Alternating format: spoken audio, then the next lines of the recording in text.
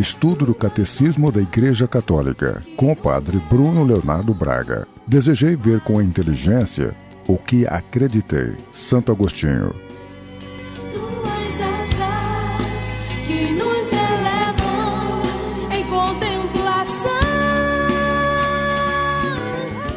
Nós estamos no meio de uma meditação que nós iniciamos na semana passada a respeito do Reino de Deus. O Catecismo da Igreja, ele coloca os mistérios da vida pública de Jesus, e a vida pública de Jesus gira em torno do mistério do Reino de Deus, do anúncio e da inauguração do Reino dos Céus. Então o Catecismo coloca a vida pública de Jesus dentro do terceiro artigo da nossa profissão de fé. E na semana passada nós falamos sobre o anúncio do reino. Jesus se compreende como aquele que é enviado pelo Pai para anunciar o reino, de modo especial aos pobres, e também trazer, ser o portador do reino dos céus. Pois bem, a nossa meditação ela continua falando sobre os sinais do reino de Deus. Jesus não apenas falou sobre um reino que estava próximo, mas por meio das suas ações, ele tornou presente o reino de Deus. O que o Catecismo fala explicitamente. Jesus acompanha suas palavras com numerosos milagres, prodígios e sinais que manifestam que o reino está presente nele. Esses sinais, esses prodígios, esses milagres, eles são um testemunho a respeito de Cristo. Eles atestam que Jesus é o Messias anunciado. Os sinais operados por Jesus não atestam apenas que Jesus é o Messias, mas apontam para a sua origem, apontam para o fato de que foi o Pai quem o enviou. E como testemunho de Cristo, como testemunho do envio de Cristo da parte do Pai, os sinais de Jesus, eles são um convite a crer nele. Jesus, ele concede a todos aqueles que o pedem, dirigindo-se a ele com fé, a realização desses sinais. E desse modo, os milagres vão fortificar a fé naquele que realiza as obras de seu Pai, porque eles testemunham que Jesus é o Filho de Deus.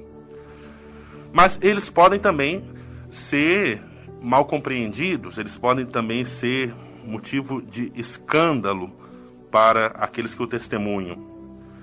Porque os milagres, eles não estão dentro da missão de Jesus com o destino simplesmente de satisfazer a curiosidade das pessoas e os desejos mágicos das pessoas.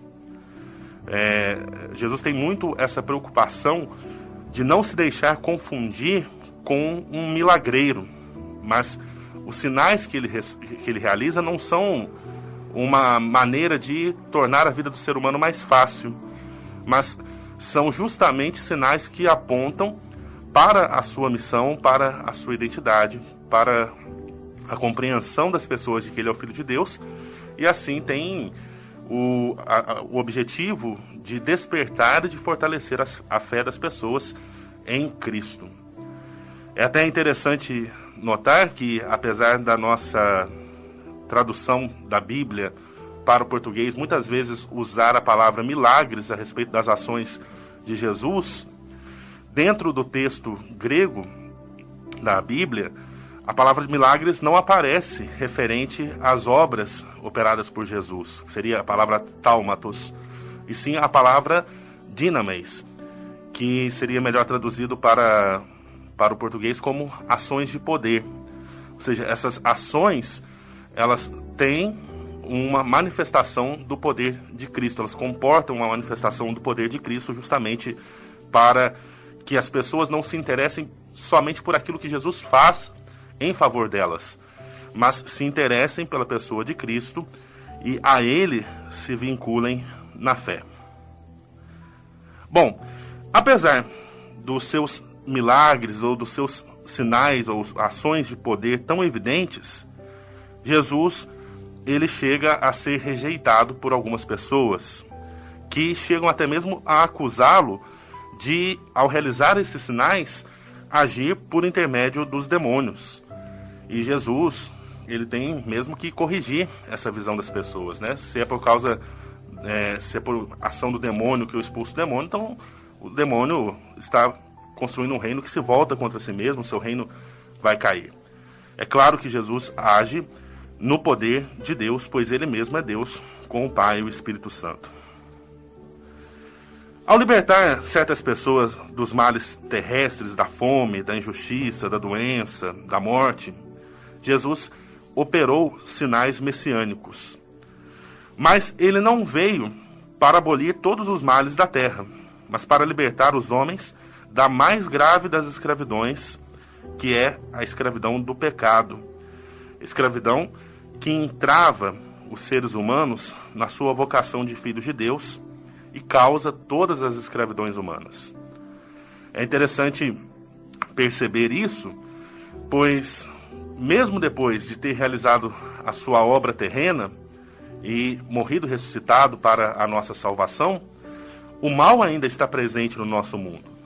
Poderia parecer que Jesus teria fracassado, não teria sido eficaz dentro da sua missão. Mas, na verdade, a obra sua redentora, que comporta a remissão do pecado, ela acontece de maneira eficaz em toda pessoa que se abre a ele. Notamos que quando João Batista ele aponta para Jesus como o Cordeiro de Deus que tira o pecado do mundo, a expressão que é usada é exatamente essa, que tira o pecado do mundo, não os pecados. Há uma diferença entre o pecado e os pecados. O pecado é o fechamento do coração do homem a Deus, o que o afasta de Deus. Não que Deus se afaste de nós, mas nós não permitimos que Deus entre na nossa vida. E na pessoa de Jesus, o ser humano é reconciliado com Deus justamente para entrar novamente na comunhão com Deus. Então esse pecado é tirado por Jesus. Os pecados são ações particulares que derivam do pecado. Ou seja, toda vez que eu peco, toda vez que eu exerço um ato que é considerado pecado, no fundo é porque antes o meu coração se fechou para Deus. Então Jesus, ele liberta desse fechamento do coração humano para Deus, permitindo que nós entremos na comunhão com o Senhor. O catecismo segue dizendo que o advento do reino de Deus é a derrota do reino de Satanás.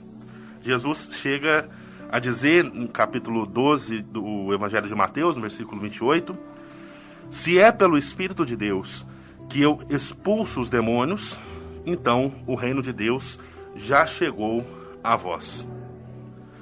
Dos exorcismos de Jesus, ou melhor, os exorcismos de Jesus libertam os homens do domínio dos demônios, mas ao mesmo tempo eles são uma antecipação da grande vitória de Jesus sobre o príncipe deste mundo. É pela cruz de Cristo que o reino de Deus vai ser definitivamente estabelecido. Como diz um hino da igreja, Deus reinou do alto do madeiro. Então, assim nós vemos nessa semana a complementaridade que existe entre o anúncio do reino dos céus e os sinais da sua presença.